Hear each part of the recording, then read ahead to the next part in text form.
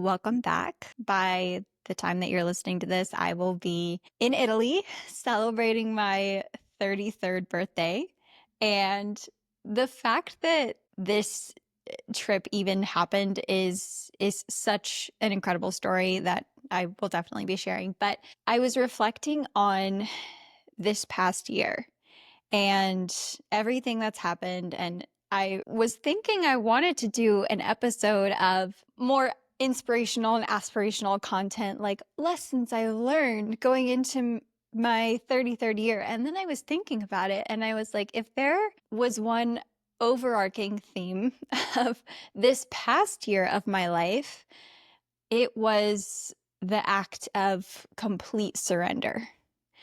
And I did share a little bit, just a touch of kind of what that looked like on last week's episode when I launched, the rebrand and Somatic and kind of shared what that process was like. But I didn't get too in depth on all of the changes that have happened from the year 32 going into year 33. Typically, for most of my life, I've been pretty good at the act of surrender, at the act of letting go and leaning into not holding anything in my life too tightly. I am a pro at basically letting go of what doesn't serve me. But this year was a lesson in doing it differently than I ever had before, because this was the first time that I was being asked to let go of things that had once brought me a lot of joy, a lot of fulfillment, a lot of overall happiness. And I was being asked to let go of these things that I actually did really love because they weren't serving where I was supposed to go. So for most of my life leading up to this point, it had been letting go of things that didn't serve me, that were more negatively charged. I mean, I personally believe everything can be a lesson, even the things that don't make sense and aren't fair. I always believe that there's something that you can take from hardships. But most of the things that I had been called to let go of and pulled to let go of before were things that just overall did not contribute to my well-being.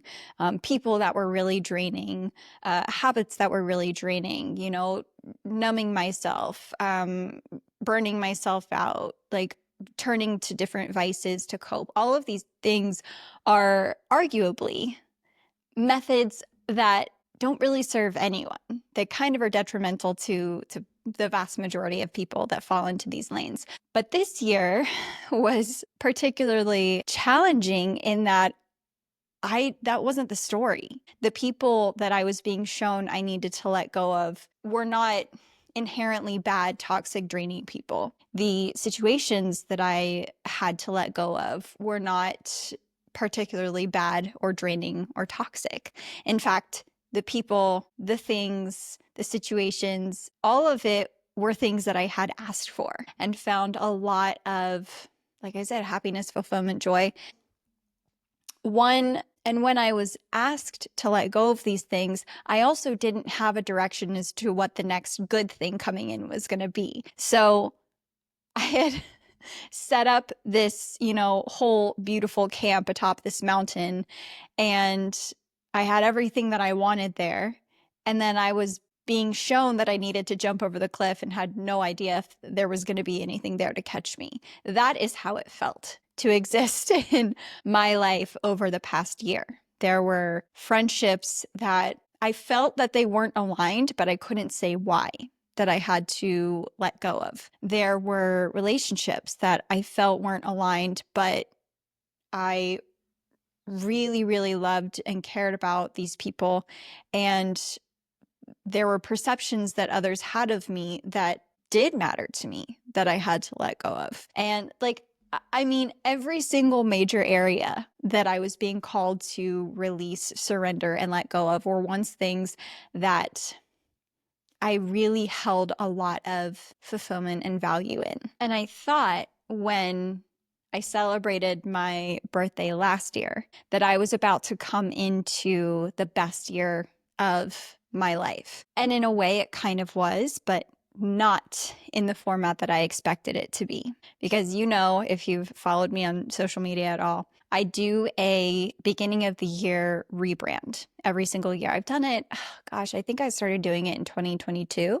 So this is the third year that I've done it, maybe even 2021. But I have an entire list of goals that I had, accomplishments I was going to have, achievements I was going to check off my list, all of these different things. And each month, they're detailed out and they're laid out for how I'm going to accomplish it this month. And don't get me wrong, I still stand, I ride or die for that rebrand. But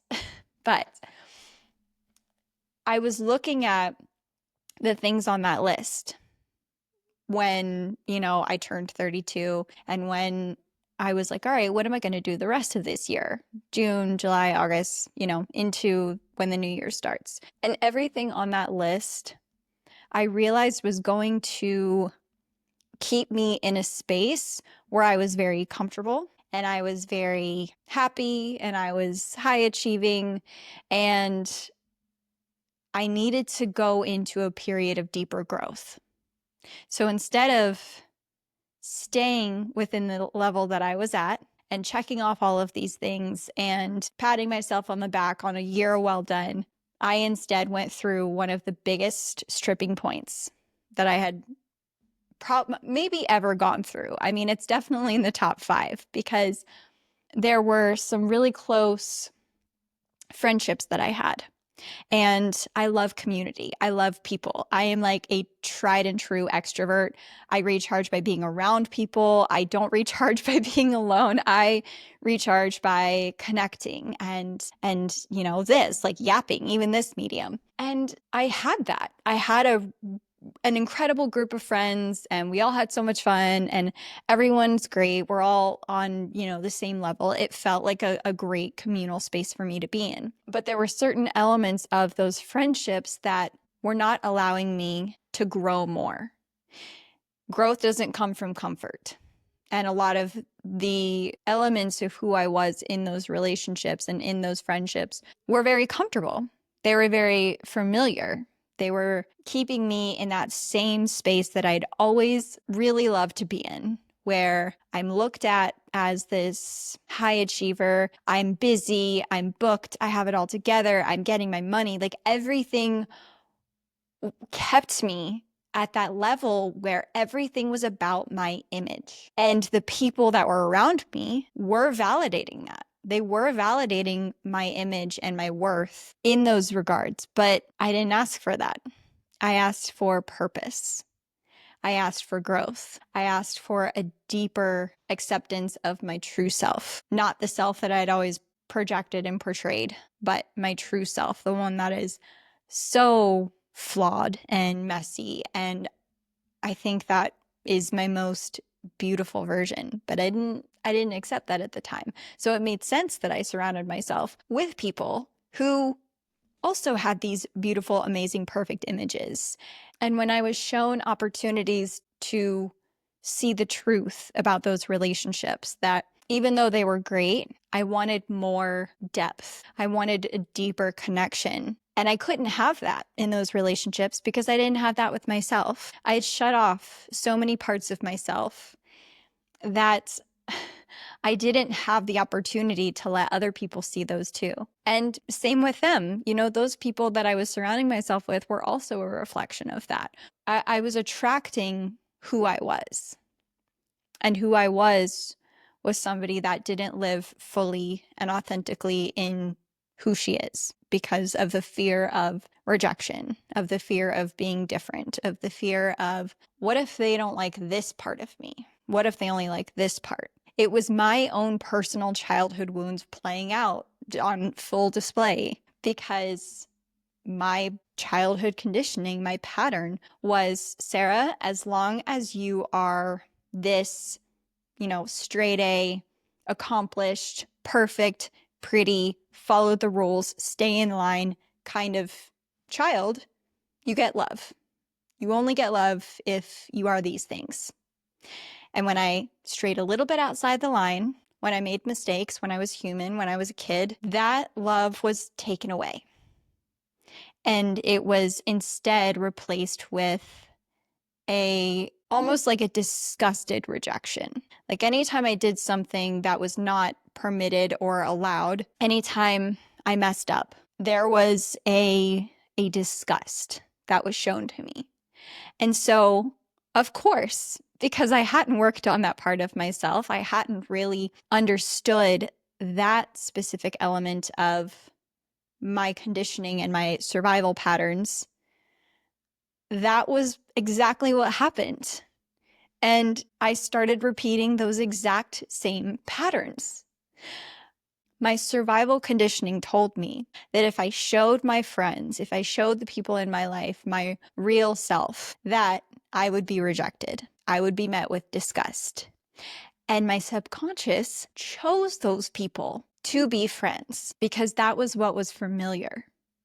And I'll say this for clarity. The people that I'm talking about, the people that were in my life that I'm not really that well connected with at this point, they did not do anything necessarily wrong in this situation. It just didn't work for me anymore. It didn't work for the me that I was trying to become, to continue to perpetuate this image cycle that was really just a survival pattern that was playing out again.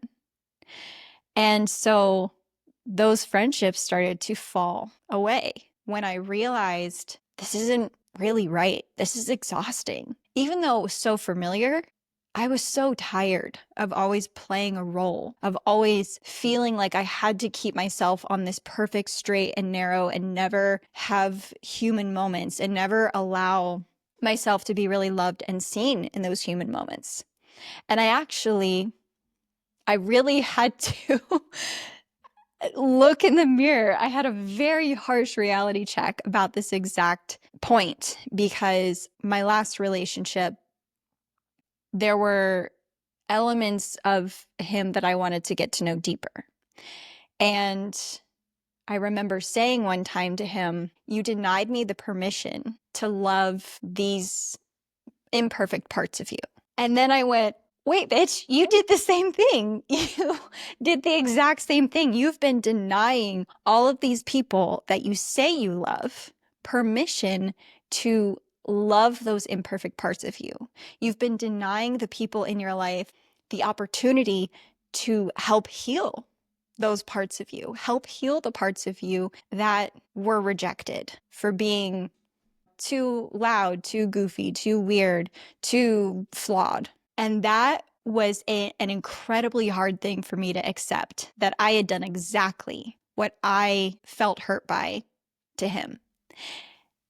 And I made a commitment that I was going to start being real, that I was going to start being more of myself, that I wasn't going to deny any specific element, that I wasn't going to deny elements about who I really am. And I knew it was going to be messy. I knew it was going to be imperfect because anytime you're changing a pattern, anytime you're rewiring that neural pathway, you almost have to think of yourself like a baby that's learning to walk. You're not going to just stand up and start running marathons. It's going to be messy. It's going to feel weird. It's going to feel uncomfortable. And that's the advantage that I had going into this was I knew it was going to be messy. I knew it was going to be imperfect. I knew that it wasn't going to go as smoothly as I wanted it to. And I really had to humble myself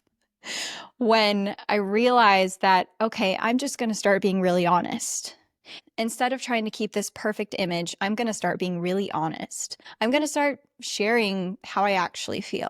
I'm going to start sharing what makes me angry, what crosses my boundaries, instead of trying to always keep the peace. I'm not going to just bury things down and then try to suffocate all of my feelings. I'm going to actually just allow all of it. And I started having conversations differently. And I was not very good at it. I was not good at being really honest in those moments because I never had. I'd always just kept the peace. I'd always just buried all of my feelings down. And I have a lot of feelings. I have a lot of feelings and they go all over the place. They're high, they're low. It's just how it is. I have a lot of feelings. And I started not burying them down and I started actually sharing them. And as you can imagine, it was like a 3-year-old having a temper tantrum. I was not good at communicating my big feelings when I had them in the most productive way. I would get angry. I would be really volatile. I would react instead of just speaking. And it was really embarrassing for me. Like, I placed a lot of judgment on myself for this because I'm like, you're the one that all of your friends come to for advice. You're the one that's supposed to have all of this figured out. Why is it so hard for you to do? Why is it so hard for you to practice? And it was messy. It was like riding a bike without training wheels for the first time. I definitely fell a couple times, more than a couple. But eventually, because I stopped focusing on suffocating parts of myself and telling parts of myself, that's not good enough. You're not good enough. You need to put that away. I instead started embodying all of these true elements of who I am. And it got a little less messy the more I did it. I started to be able to talk about my feelings instead of demonstrate them, and talk about my feelings instead of suffocating them to keep the peace. I started to be able to show up in conversations with friends, with strangers, with anybody, and not feel like I had to perform and be a certain version of myself so that they would like me. I started actually just feeling more comfortable around just talking, just speaking, and not worrying about what they thought. Because if you actually think about it, do you really care that deeply what these people think?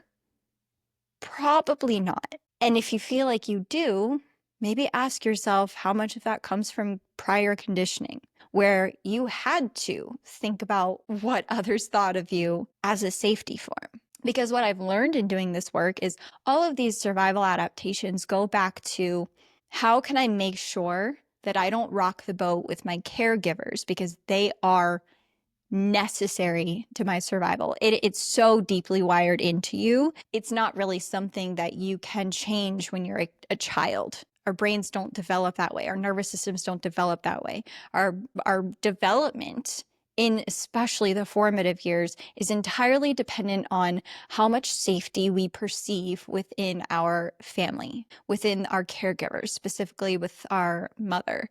But there's a lot of things that can contribute to this. And so what I learned, and what a lot of people learn, is to push your feelings down, because you probably don't have a parent or a caregiver that helped you learn how to regulate, probably because they themselves were really dysregulated. You learn how to push these things down. You learn how to push parts of yourself down. You learn how to suffocate elements of who you are and your feelings. And it just stays stored in your body until you are brave enough to recognize it and say, I don't like this. I don't like feeling like I always have to perform and be this perfect, people-pleasing, high-achieving, A+ version of myself. I don't like that. It doesn't feel good. It's not sustainable. I'm exhausted. I'm burnt out. I'm so tired of faking it. I'm so tired of forcing myself to only be this one version and denying all these other elements of who I am. And as I'm sharing, it's not easy work. It's messy, it's complicated, it's challenging, but so are you. And that's what makes you human. That's what makes you beautiful and multidimensional, is that you're not just one version of yourself. You're so many versions of yourself. You're allowed to be all of these versions of yourself. We see it so much within our current society.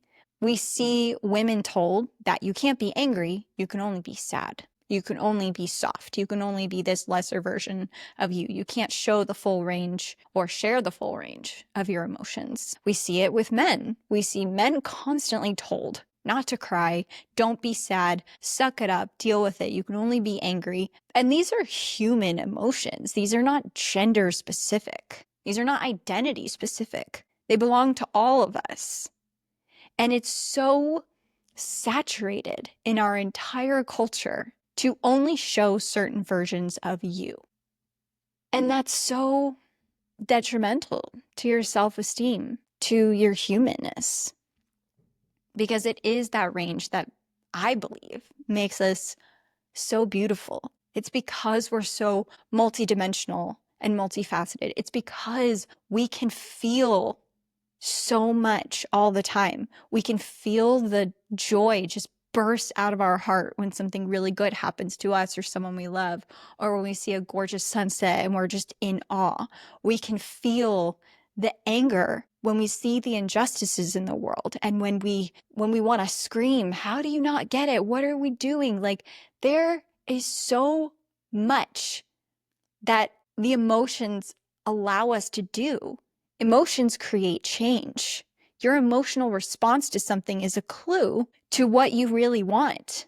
Your anger at your boundaries being crossed or at the injustices happening in the world, that's what's going to spark change for you to do something about it. Your grief over a loss or being heartbroken, that shows how much you love and care about that person or that thing, that situation. Your joy, your overwhelming joy, it's your life and your body saying more of this, do more of this. This makes us feel good. These are all incredible, beautiful things. And I believe that the more that you allow yourself to actually be who you are, that's when you can start attracting people who really love the wholeness of you. Not this little subjugated part over here that you've said, this is worthy of love because she's perfect or he's perfect. You allow the people in your life to actually bring a lot of healing when you allow them to show you how much they really love all sides of you. And I've noticed when I started recognizing and working on this and allowing myself to really show all sides of me, I noticed there were some people that started coming back. There were some friendships that started re-sparking, and I felt a lot more at ease and a lot more comfortable. Instead of worrying so much about what these people thought about me, I just allowed myself to be with them. I allowed myself to feel the connection and to feel the camaraderie. But it was really hard because I had no idea that that was going to happen. I had no evidence in my entire life that if I just was myself, all of the messy, weird, unhinged, says whatever comes to her mind parts of myself, I had no evidence that that was ever going to be loved or accepted. None. Which made it one of the hardest things that I've done in terms of life lessons. There wasn't any kind of evidence that on the other side of this is what you really want, which is true depth and connection and really those deep, intimate friendships, those deep, intimate relationships. And that was really terrifying. Letting go of the old version of myself was a lot easier when it was recognizing that there was a lot of evidence that the bad things wouldn't serve me anymore. But what about the good things? What about the familiar things? What about the things that there was nothing on paper inherently wrong with? It's just that it wasn't right for where I wanted to go and where I wanted to be and how I wanted to feel. But it allowed me the permission I'd always been searching for. It allowed me to really feel like I loved all elements of myself. And it allowed me to take a more honest viewpoint with what aspects of who I am really don't serve me. There's a difference between behaviors and true self. Of course, there are going to be behaviors that don't serve you, that you should change. But your true self, you know who that is.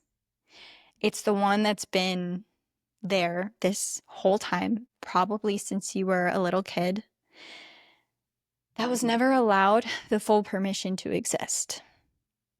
Whether you had to take on the emotional burden of the family and you were the parentified child and you had to take on responsibilities that you never should have at such a young age, or whether you were only shown love for being one version of yourself, or whether you were trying to manage a really unhealthy dynamic. There's so many reasons why this could be the case, but it's likely that you shifted your identity to create safety, to not rock the boat with your caregivers.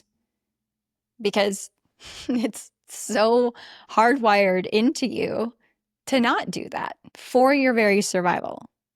So it's not necessarily a bad thing, but it is when our home environment, our caregivers, our early formative years are unsafe, unstable, consist of people who they themselves are not emotionally regulated. They don't know how to talk you through these big emotions. They don't know how to accept all sides of you and pour love into all aspects of who you are, the full range of you.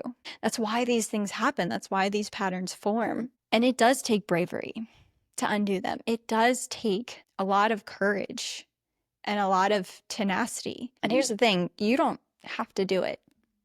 You don't have to change. You don't have to seek these deeper levels of acceptance. But there's a lot of freedom when you do. And that was what I wanted. And I didn't quite know that it was what I wanted, but my deeper self did. My true self did. She was there speaking, okay, this is what you've always wanted. Don't you think it's time to have it? Don't you think it's time to have what really, truly fulfills you? The kind of relationships and friendships and people in your life that you can be fully honest with, and they're fully honest with you. And there's love, and there's understanding, and there's honesty, and there's depth, and there's vulnerability, and there's a deep intimacy in those connections. Don't you want that? Isn't it time? Don't you want to really be loved for you? Don't you really want to love you? Don't you really want to accept all sides of you, even if no one else does? Even if everyone on earth rejects you, which I guess statistically is impossible, but even if everyone on earth rejects your true self, you're not. You're living in honesty. You're living in the reality of who you are. Aren't you ready for that? Aren't you tired of pretending? Aren't you ready to release these things, release these patterns, and be you? Aren't you ready to be filling your days with what fulfills you and what lights you up? As terrifying as it is to make these leaps, to start my own business, to open up and be more vulnerable than I think I ever have on this podcast, to really meet people in their vulnerability, I had to first accept mine. And the journey was hard, is always unfolding. But the more that you show yourself that you can do these things, that you can do these challenging things, these hard things, that's when you start to really build your courage and really build your self-confidence. It's not necessarily built through staring in the mirror and telling yourself how great you are. I mean, it can help. But true courage, true confidence, true self-power is built in doing the hard things and showing yourself that you can. And me being in Italy right now is evidence to that. I've always wanted to go, and I had tried and made attempts to go multiple times. And I said, you know what? This is the year I do it. Even if it doesn't make sense, even if it feels like it's the worst timing and I should probably wait until a later point in my life. I should probably wait until this happens or that happens. So I should probably wait until after I get this settled. I realized a lot of the reasons why I wanted to wait was because I was actually scared. I was scared of actually having the situation where there's not really a lot of perfect elements for me to be on this trip, but I did it anyway. I decided it was important enough to do anyway, because the circumstances for what you want are never going to be perfect. They're never going to be ideal. You're never going to find a perfect time in your life where everything, or even most things, are ready for you to have what you actually want. The vast majority of the time, it comes from a decision to step into it at an imperfect time. Change comes from discomfort. It comes from saying, I want more because I'm uncomfortable with what is. I want more. I need more. And so I decided I was done waiting. I was done waiting for the perfect year. I was done waiting for the perfect circumstances. And I booked it. And hopefully when I get back, I can share all about the trip and the experiences. But it was incredibly special to me to be able to give myself this, because I'd always wanted to give it to myself. I'd always wanted to love myself enough to be able to treat myself this way. I, like probably, every other girl that grew up in the 90s, saw Eat, Pray, Love when I was in high school. And something sparked in me and said, that's what I'm going to do. I'm going to go, and I'm going to go alone, and I'm going to have it be this whole experience. And life just kept passing. And I decided I couldn't wait for what I wanted to happen. I had to make it happen. And a lot of times making it happen comes from jumping over the cliff without a safety net.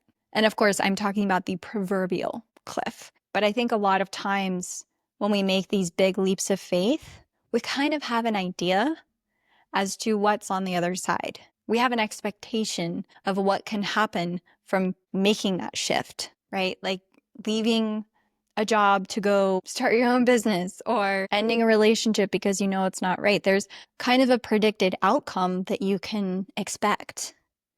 But when you have what you really wanted and what you worked so hard for, and you feel like you are at this incredible place, and then all of a sudden something in you says, it's not right.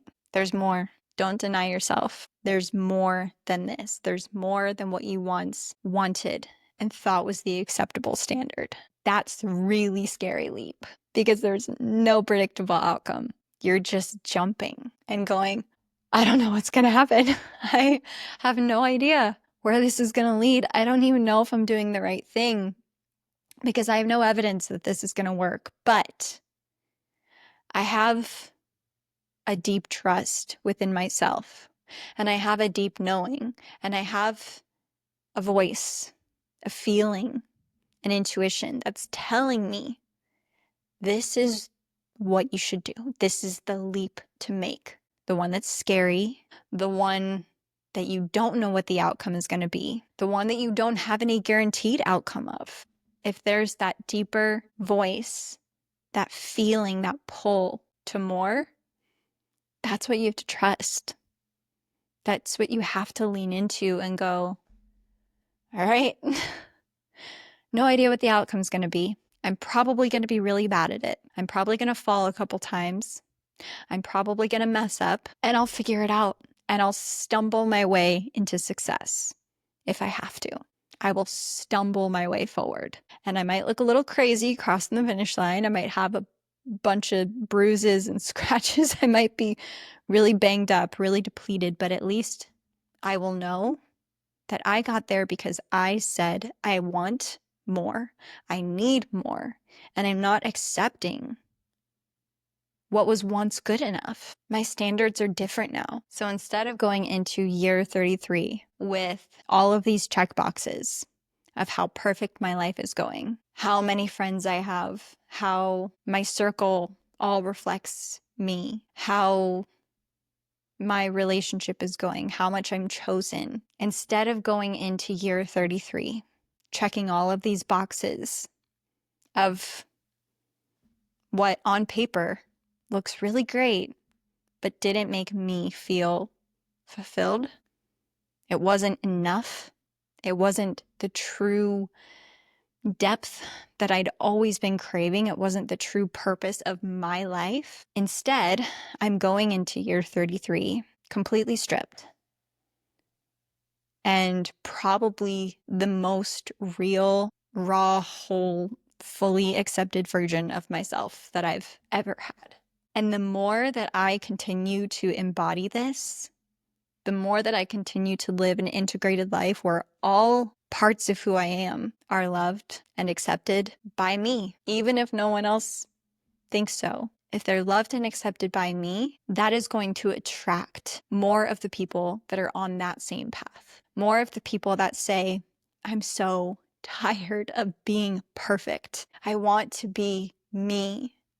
I want to be all of the messy, beautiful parts of who I am. I want to accept that I'm going to fail. I want to accept that I'm going to run into things that I don't know how to handle. I'm going to accept that not everyone is going to love me or want me. There's probably going to be a lot of people that reject me. And that's okay, because it's inevitable that you find even the small amount of people that are living that same radical life of being fully themselves, that are living that same energy of, I don't care if I have 100 people surrounding me telling me how great I am because I'm only the polished parts of myself. You're going to attract the people that want the real versions of you. You're going to attract the opportunities that allow the real you to shine and to show up. And that's where you can start to find that real fulfillment, that real acceptance. You know that you're being chosen, that you are attracting these things because it's who you are. It's not the projected version of you, it's the real you. So, as I go into year 33, I want to thank you for being here and for allowing me this space to show up and to be my real self, to be my full self, and to allow me to see you in that space too, to allow me to see your vulnerability and your humanness and your real, beautiful, raw, messy parts. I am honored as always that we can go on this journey together. And I can't wait to share more when I'm back from this trip. So, with that, I love you. I'm rooting for you always. And I will talk with you next week.